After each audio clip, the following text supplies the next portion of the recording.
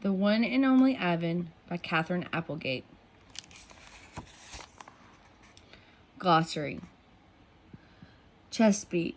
Repeated slapping of the chest with one or both hands in order to generate a loud sound, sometimes used by guerrillas as a threat displayed to intimidate an opponent. Domain. Territory. The grunt. Snorting pig-like noise made by guerrilla parents to express annoyance. Meeball. Dried excrement thrown at observers. 9,855 days. Example. While guerrillas in the wild typically gauge the passing of time based on seasons or food availability, Ivan has adopted a tally of days. 9,855 days is equal to 27 years. Knot tag. Stuffed toy gorilla. Silverback. Also less frequently gray boss. An adult male over 12 years with an area of silver hair on his back. The silverback is a figure of authority responsible for protecting his family. Slimy chimp. Slang. Offensive. A human refers to sweat on hairless skin. Vining. Casual play or a reference to vine swinging.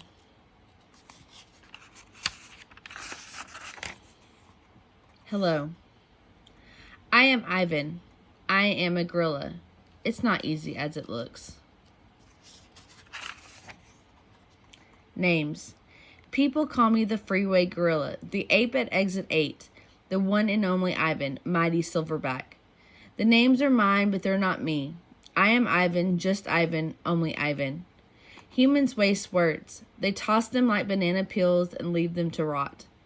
Everyone knows the peels are the best part.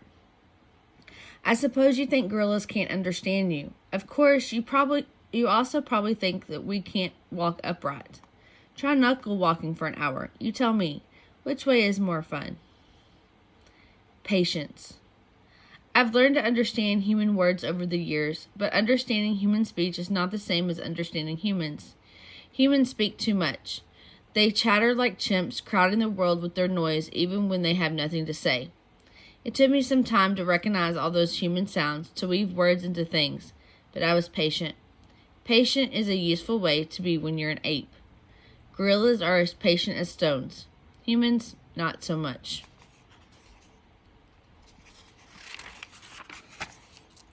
How I look. I used to be a wild gorilla, and I still look the part. I have a gorilla's shy gaze, a gorilla's sly smile. I wear a snowy saddle of fur, the uniform of a silverback. When the sun warms my back, I cast a gorilla's majestic shadow. In my size, humans see a test of themselves. They hear fighting words on the wind, when all I'm thinking is how the late day sun reminds me of a ripe nectarine. I'm mightier than any human, 400 pounds of pure power. My body looks made for battle. My arms, outstretched, span taller than the tallest human. My family tree spreads wide as well. I am a great ape, and you are a great ape, and so are chimpanzees and orangutans and bonobos, all of us distant and distrustful cousins. I know this is troubling. I, too, find it hard to believe there is a connection across time and space linking me to a race of ill-mannered clowns. Chimps. There's no use for 'em.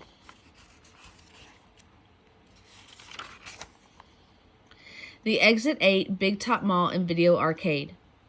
I live in a human habitat called the Exit 8 Big Top Mall and Video Arcade. We are conveniently located off I-95, which shows at 2, 4, and 7, 365 days a year. Mac says that when he answers the trilling telephone.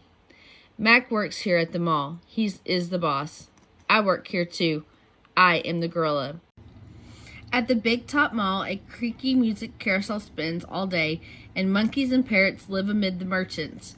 In the middle of the mall is a ring with benches where humans can sit on their rumps while eating soft pretzels.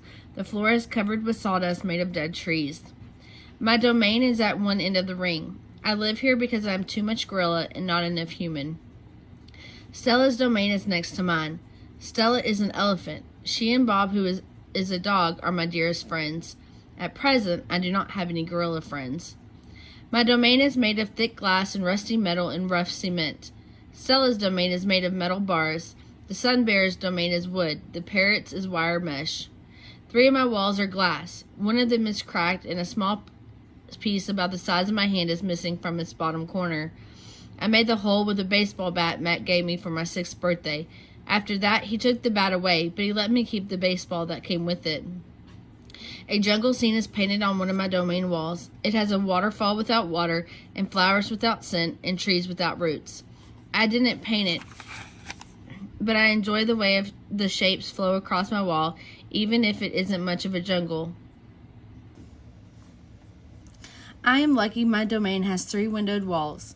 I can see the whole mall and a bit of the world beyond. The frantic pinball machines, the pink billows of cotton candy, the vast and treeless parking lot. Beyond the lot is a freeway where cars stampede without end. A giant sign at its edge beckons them to stop and rest like gazelles at a watering hole. The sign is faded, the colors bleeding, but I know what it says. Mac reads its word aloud one day. Come to the Exit 8 Big Top Mall and Video Arcade, home of the one and only Ivan Mighty Silverback. Sadly, I cannot read, although I wish I could. Reading stories would make a fine way to fill up my empty hours. Once, however, I was able to enjoy a book left in my domain by one of my keepers. It tasted like termite. The freeway billboard has a drawing of Mac in his clown clothes and Stella on her hind legs and an angry animal with fierce eyes and unkempt hair. The animal is supposed to be me, but the artist made a mistake. I am never angry. Anger is precious. A silverback uses anger to maintain order and warn his troop of danger. When my father beat his chest, it was to say, "Beware, listen, I am in charge. I am angry to protect you because that is what I was born to do."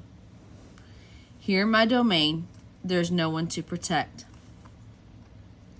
The littlest big top on earth. My neighbors here at the Big Top Mall know many tricks. They are an educated lot, more accomplished than I am. One of my neighbors plays baseball, although she is a chicken. Another drives a fire truck, although he is a rabbit. I used to have a neighbor, a sleek and thoughtful seal, who could balance a ball on her nose from dawn till dusk. Her voice was like the throaty bark of a dog chained outside on a cold night. Children wished on pennies and tossed them into her plastic pool. They glowed on the bottom like flat copper stones. The seal was hungry one day, or bored perhaps, so she ate 100 pennies. Max said she'd be fine. He was mistaken. Mac calls our show the littlest big top on earth. Every day at 2, 4, and 7, humans fan themselves, drink sodas, applaud. Babies wail. Mac, dressed like a clown, pedals a tiny bike. A dog named Snickers rides on Stella's back. Stella sits on a stool. It's a very sturdy stool. I don't do any tricks. Max says that it's enough for me to be me. Stella told me that some circuses move from town to town. They have humans who dangle on ropes twining from the tops of tents.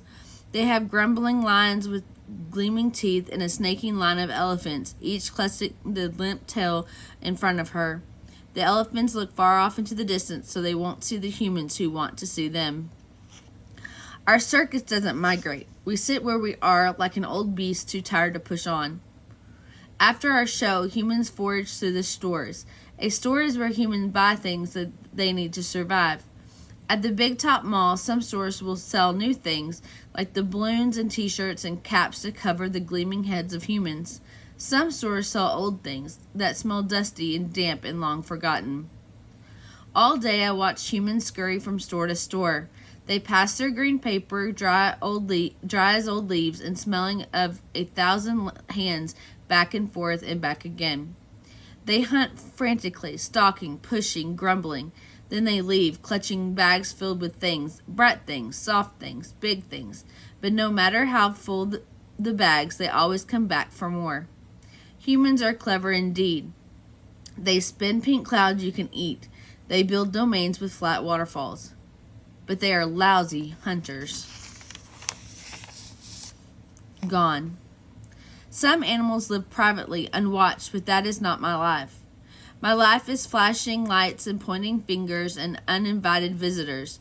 Inches away, humans flatten their little hands against the wall of glass that separates us. The glass says you are this and we are that, and that is how it will always be. Humans leave their fingerprints behind, sticky with candy, slick with sweat. Each night a weary man comes to wipe them away.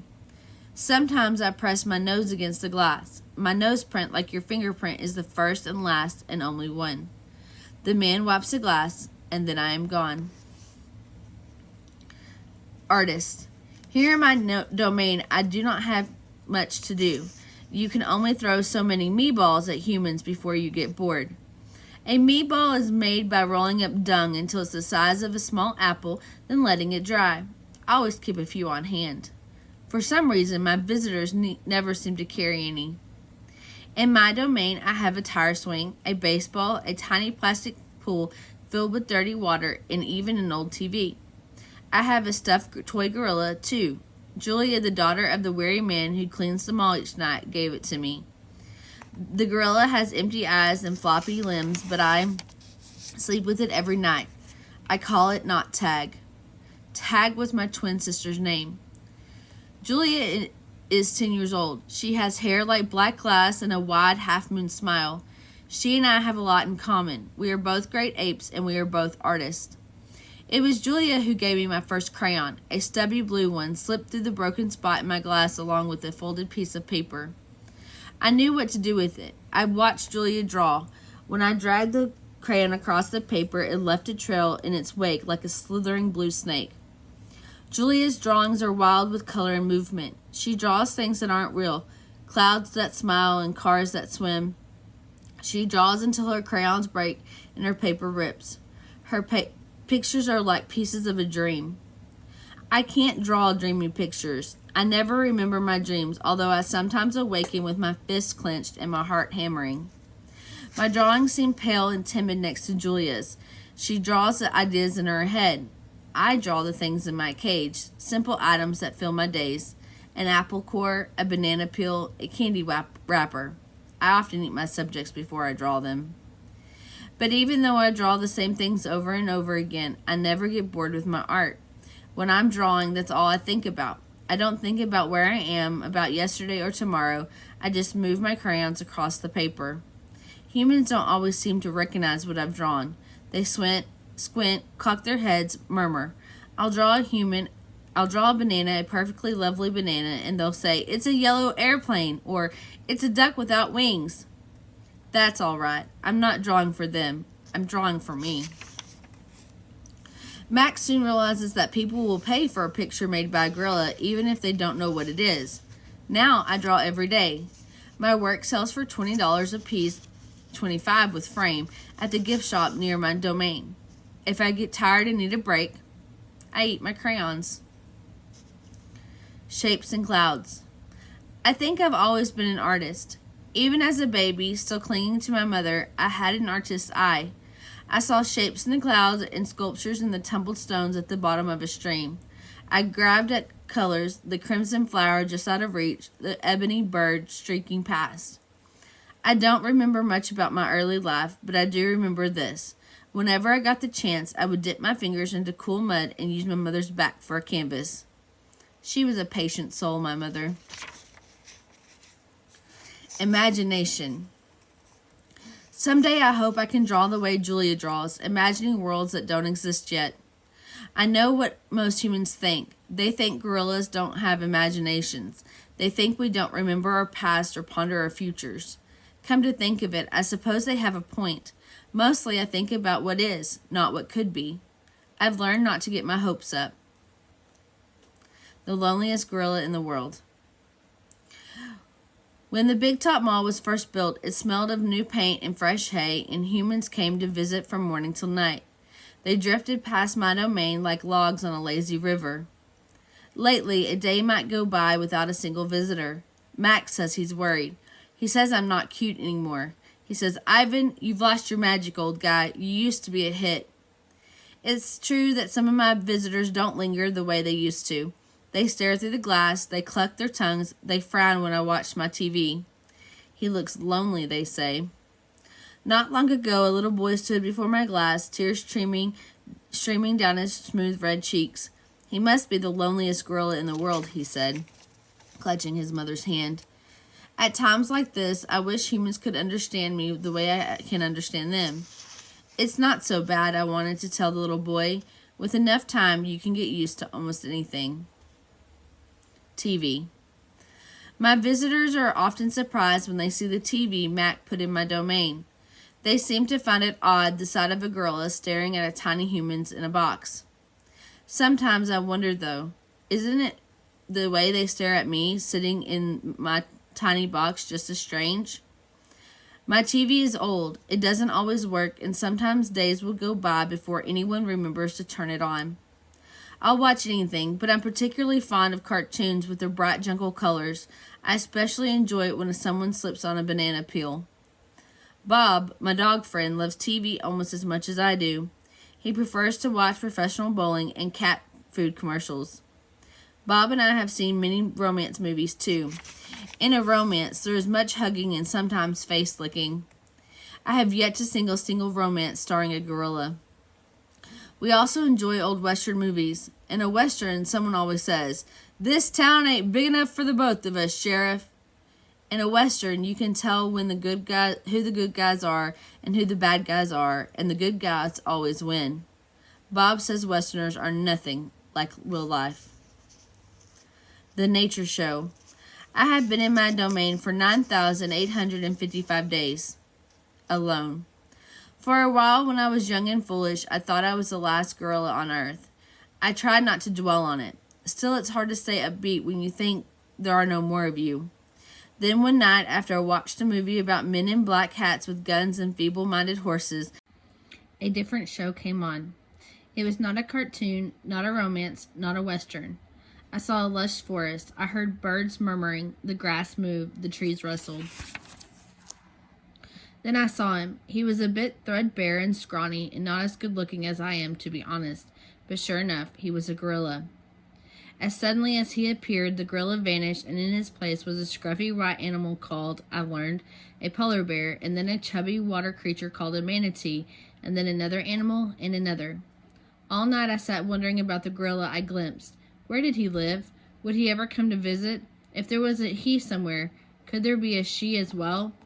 Or was it just the two of us all in the world, trapped in our own separate boxes? Stella.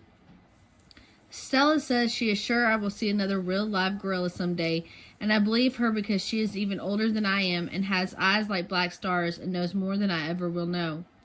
Stella is a mountain, next to her I am a rock, and Bob is a grain of sand. Every night when the store closes and the moon washes the world with a milky light, Stella and I talk. We don't have much in common, but we have enough. We are huge and alone, and we both love yogurt raisins. Sometimes Stella tells stories of her childhood, of leafy canopies hidden by mist, and of busy songs of flowing water.